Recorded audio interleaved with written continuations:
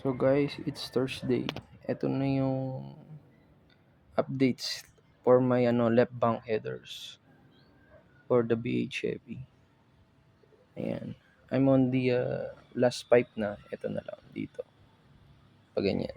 Ito dito na lang. Pag ganyan dito.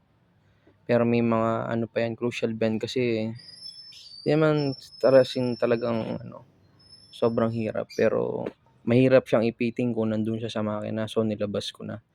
Kasi alam ko na rin naman kung ano yung alignment ko. So, after fitting this pipe, gagawin ko na yung collector ko. Ito, temporary lang to. Gumawa ako ng slip-on. Ayan, slip-on dito. Para lang makuha ko yung full length ko. Kasi ang hirap tansyahin eh. So, gumawa lang muna akong temporary. Slip-on ko. So, slip-on dito. Tapos dito rin. Para ma-extend ko siya. Para makuha ko yung length. Kasi, may time na pag naputol yung pipe, di naman perfect. So, hindi siya makukuha minsan yung hindi close yung gap. So, as much possible gusto ko kasi close yung gap. Kung makikita nyo dito. Para pag pinul-weld siya, madali lang ipul-weld. So, gumawa lang ako ng slip-on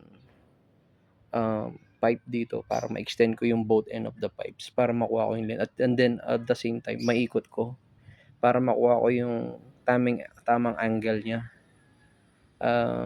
Ngayon, ito na yung angle ko, so puputol na lang ako ng length nito para dito. Pero bago yon, gagawin ko na muna yung last pipe ko dito. Kasi alam ko na rin kung nasaan yung clearance ko. So, ayan, makikita nyo close lahat yung gap niya.